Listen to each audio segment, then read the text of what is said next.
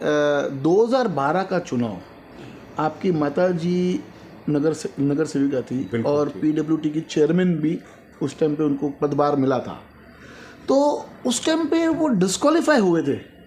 क्या होता है जब भी चुनाव आता है ना, ये कुछ पार्टियों के एजेंट लोग होते हैं जो बेचारे भोलो भालों को मिसगाइड करके लेके जाते हैं।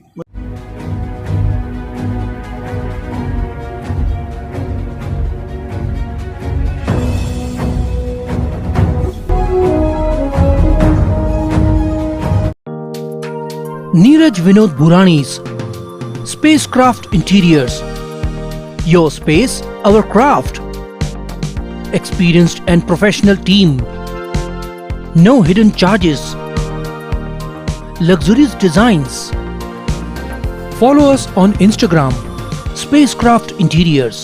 Your space, our craft. आपकी प्रॉपर्टी है आपकी शक्ति। आपके सपनों को पूरा कीजिए लोन अगेंस्ट प्रॉपर्टी के साथ। चाहे हो आपका बिजनेस एक्सपांशन प्लान या फिर पर्सनल ड्रीम्स और future plans, we have got you covered with our loan against property. आज ही Crystal Finance by Ajit Makijani से संपर्क कीजिए। Easy process, minimum documentation, fast approval, hassle free doorstep process. मैं जयकिशन पारवानी, आप देख रहे हैं फिर सुबह होगी न्यूज़ चैनल। आज लेते हैं एक मुलाकात होशियार सिंह से। होशियार जी, सालों काफ़ी टाइम से देख रहे हैं कि आप राजनीति से थोड़ा दूर हो और अभी अचानक से आप सक्रिय नज़र आ रहे हैं। क्या लग रहा है चुनाव को देख के? क्या कहेंगे इस विषय के ऊपर? नहीं, ऐसी बात नहीं है। मैंने पिछला चुनाव भी नहीं लड़ा था। अगर चुनाव की बात होती तो उस वक्त भी मैं हो सकता।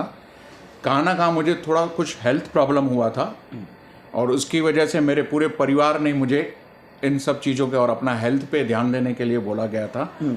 और जैसे ही मैं हेल्थ क्लियर करके वो सब होके आया और फिर मैं वापस एक्टिव हो गया। इसमें चुनाव की तो बात, अभी कौन से चुनाव होने वाले हैं? नहीं, लग सकते हैं, लगेंगे, संभावना तो है, लगेंगे तो देखेंगे। एक विषय ऐसा अभी आपसे बात करते करते कि 2012 का चुनाव, आपकी माता जी नगर सेविका थी और पीडब्ल्यूडी की चेयरमैन भी उस टाइम पे उनको पदभार मिला था, तो उस टाइम पे वो डिस्क्वालीफाई हुए थे। वो क्या विषय था? देखिए, वो विषय ऐसा था कि किसी ने कंप्लेन की थी कि जो लबाना समाज है, हाँ, ये ओबीसी में नहीं आता है। हाँ, जबकि ऐसी कोई बात नहीं थी। मेरी माताजी कभी स्कूल नहीं गई है और जो आपको भी मालूम है, घर घर की कहानी है कि आज उनकी 75 ईयर एज है। तो आप पहले बच्चे भी घर में होते थे। हाँ, कोई उनका हॉस्पिटल का दाखिला नहीं होता था। उसके बावजूद भी मुझे एसडीओ से मुझे उनके लिए ओबीसी सर्टिफिकेट मिला, सब कुछ ठीक था। वहाँ पे एक पुरावे में मेरे एक रिश्तेदार के स्पेलिंग मिस्टेक होने की वजह से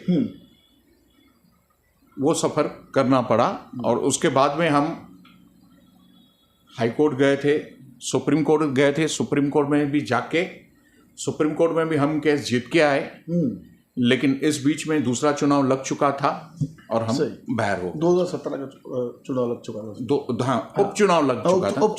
उपचुनाव लग रहा था अभी, और उसमें भी जो हमारी सीट थी वहाँ पे हमने अपनी कैंडिडेट को जिता के लाए।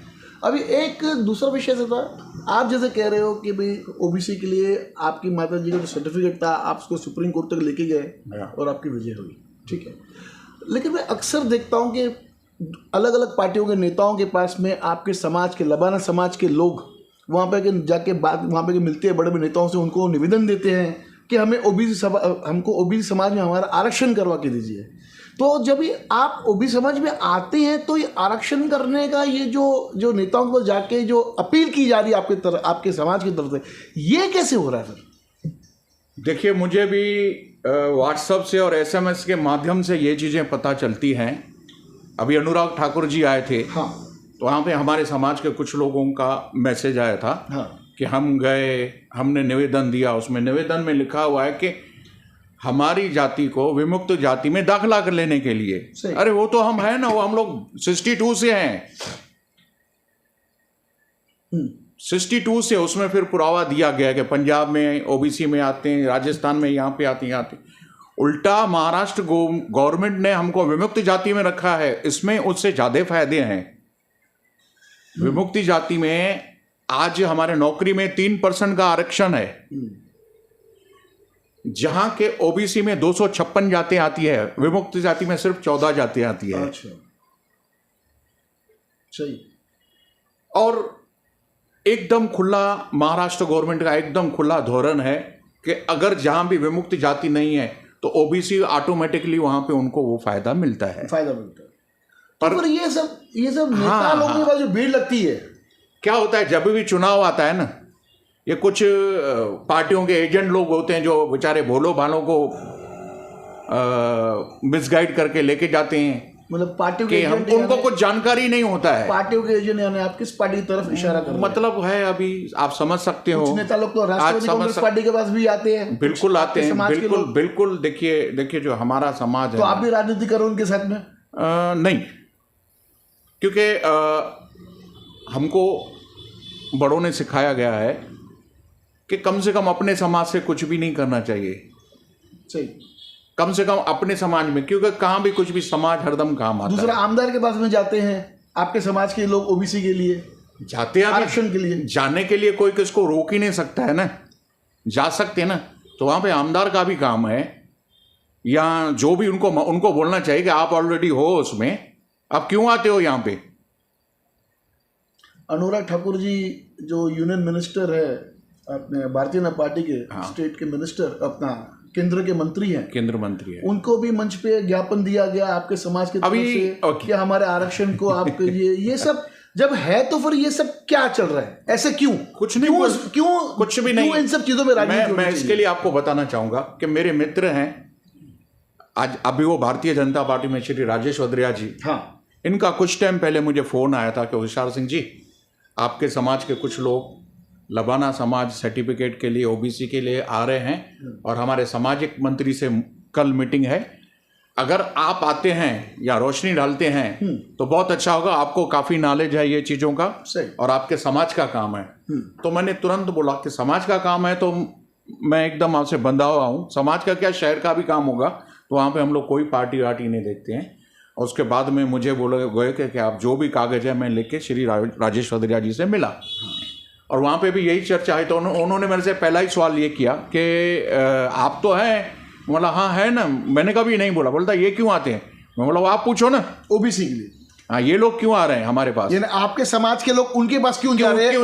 और हम जब मंत्री के पास जा रहे हैं तो मैं क्या बोलूँ, मैं बोला आप देखो ना। तो यानी आप मतलब फिर उनका आप मान रहे हो कि भारतीय जनता पार्टी इसके ऊपर राजनीति कर रही है? भाई अगर उनको देखो, संख्या जुटाने के लिए अगर मेरे पास कोई आएगा और उनको जानकारी नहीं है तो मेरा काम है उनका मार्गदर्शन करना, सही मार्गदर्शन करना, ना कि राजनीति करना, न कि अपनी राजनीति करना। मंत्री आए तो 50 आदमी इकट्ठा करो, 10 आदमी इकट्ठा करो, निवेदन दो, क्या है। यानी आपका मतलब है कि वो ऑलरेडी ओबीसी में है लेकिन उनको जानबूझ के उनको मंत्री के साहब के सामने लेके गया गया फिर जुटाने के लिए। मैं वापस से एक बात बोलता हूं, ऐसा ही हुआ ना, कि हम लोग 1962 से, मतलब मेरे जन्म से भी पहले हम लोग विमुक्ति जाति में आते हैं, महाराष्ट्र में विमुक्ति जाति में आते हैं।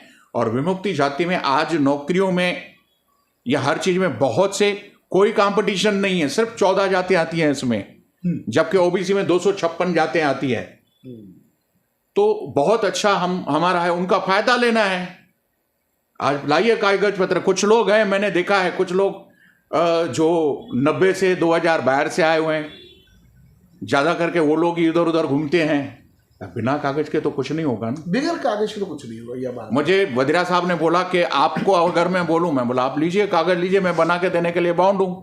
सही, आपको काफी अच्छी नॉलेज है। मुझे छोड़ दीजिए ना, आप एसडीओ और तहसीलदार से पूछिए ना कि वो बन रहे हैं या नहीं बोल रहे हैं। मैंने कल ही आपने जैसे बोला कि मुझे आपके पास आना है, मैंने एक बार फिर अपने आप को वेरिफिकेशन करने के लिए तहसीलदार में फोन किया कि चालू है, बन रहा है ना कास्ट सर्टिफिकेट, बन रहा है ना, लबाना समाज का बन रहा है। बोलता हाँ बन रहा है, आप आइए एप्लीकेशन भेजिए, बना के देते हैं। आपने जब एसडीओ और तहसीलदार की बात की तो एक एसडीओ के ऊपर एक छोटा सा सवाल आ गया याद। सवाल ऐसा है कि ये जो सीढ़ियाँ बनने का जो अभी 30 जून तक हाँ एक तारीख रखी गई है, हाँ हाँ। तो ये कब से शुरू है एक्चुअली क्या है, ये तो सालों से चल रहा है। एक जिनको भी हमारा जब से कोर्ट से ऑर्डर आया हुआ है कि सबको सीढ़ियाँ मिलनी चाहिए जिनकी भी पेंटिंग है, सही। और वो चलता उल्टा अभी हमारे लिए डेडलाइन आ गई है। अच्छा। और जिसका कहाँ ना कहाँ ये बीजेपी वाले उसका फायदा ले रखे हैं। हम लोग ने ऐसा, अरे ये तो चालू ही था ना, कितने साल ये तो सब कम से कम 10 साल हुए हैं, सनतें बन रही है जिनको कोर्ट के ऑर्डर के बाद में सब चालू है। उल्टा अभी डेडलाइन ला रहे हैं 30 जून तक, जो उल्टा आराम से आप अपनी आदमी अपनी सहूलत से, बिना पैसे से कुछ नहीं होता, अपनी सहूलत से। आज आपने बोल दिया कि 30 तारीख तक आप एप्लीकेशन करो, उसके बाद में नहीं आने का है। मेरा ये कहना है कि आप इसको डेडलाइन नहीं करके, जैसा स्मूथली चल रहा था। डेडलाइन नहीं की थी एक्चुअली। अब मैंने एक इसमें देखा था कि आमदार साहब ने 31 जून बोल दिया था। 31 जून तो तारीख ही नहीं है, तो ये डेडलाइन क्यों हुई? तो चलते रहेगा ना। देखिए आमदार जी क्या है, हमारे बेचारे बहुत भोले वाले आदमी हैं, उनका शब्दों पे कंट्रोल नहीं होता है, तो चलता है, वो बोलता है। वो कुमार साहब ने बोला ना, ठीक है, उतना होता है, कभी कभी हो जाता है, कोई बात नहीं है उसमें। ये राष्ट्रपति वाले टीका टिप्पणी करने में बात नहीं आएंगे। तो यानी कहीं ना कहीं ये जो डेडलाइन जो दी गई है 30 जून की, ये एक्चुअली एक डेडलाइन हो गई है। एक्चुअली 10 सालों से मतलब ये डेडलाइन, और उसका ये लोग क्रेडिट उठा रहे हैं कि हमारे पास आओ। अरे ये क्या है? उल्टा मैं तो ये बोलता हूं कि अगर आप आमदार हैं तो आप उनको डेडलाइन न लेके उनको बोलना चाहिए कि जैसे चल रहा है वैसे चलने दो। कम से कम जब तक आपका पीरियड चल रहा है 2024 तक, तो तब तक तो चलने दो। क्या लगता है आने वाले चुनाव के अंदर राष्ट्रवादी कांग्रेस पार्टी का क्या भूमिका रहेगी? कितनी सीट पे भूमिकाएं रहेगी? देखिए, अगर आप कारपोरेशन आप अभी सक्रिय हुए हो, देखिए तब ये सवाल पूछना मेरा फर्ज है आपसे। बिल्कुल हमारे, अगर आप कारपोरेशन की बात कर रहे हैं तो हम जितनी भी 78 की 78 सीटें हैं, महाविकास आघाड़ी से हमारा ऑलरेडी ऊपर से गठबंधन है। सही। नहीं तो हमारी पूरी सीटों पर लड़ने की तैयारी है। उस लेवल से हमारा काम चल रहा है। और अभी मतलब मुझे बहुत बताते खुशी हो रही है कि काफ़ी टाइम के बाद हमारी जो मेन इंजन है पप्पू कलानी जी हमारे साथ में हैं।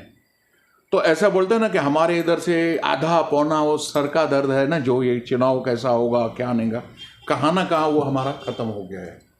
और वो जो दिन रात सीटों से अगर आपके गठबंधन के साथ में, जो आपके गठबंधन में आप सब मिलके लड़ोगे, हाँ, तो उस पर राष्ट्रवादी कांग्रेस पार्टी कितने अमाउंट पे खड़ी हो सकती है, यानी कितनी सीटों में खड़ी हो सकती है?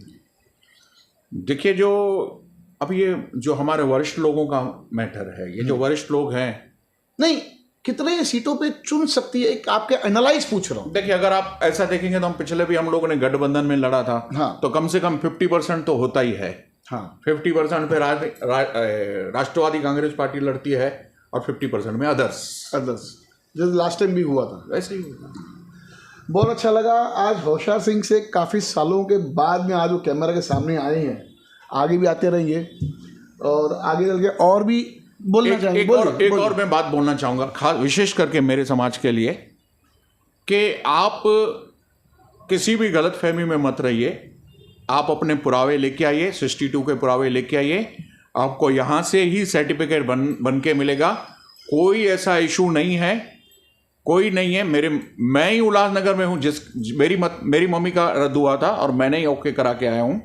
कोई इशू नहीं है, यहाँ से ही बन जाएगा। हाँ, पेपर चाहिए।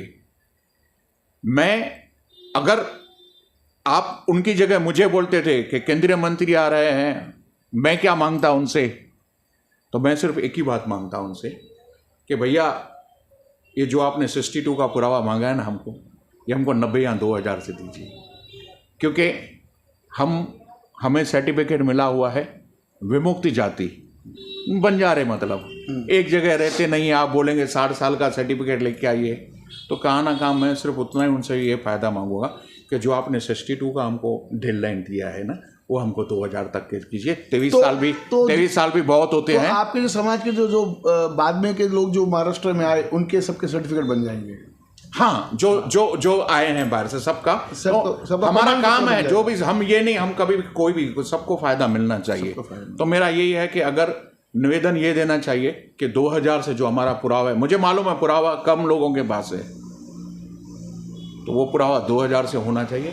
और ऑलरेडी मेरा पहला भी एप्लीकेशन डाला कि ना का कोई, और वो लोग भी नहीं मानते हैं, कोई डिफरेंट नहीं है और कोई दिक्कत नहीं है। और जिनको भी सर्टिफिकेट में बनाने का दिलचस्पी है, चाहिए, आप इधर उधर मत भटकिए, आइए, हम आपको बना के देंगे। धन्यवाद। देखते रहिए फिर से ब्लॉगिंग न्यूज़ चैनल।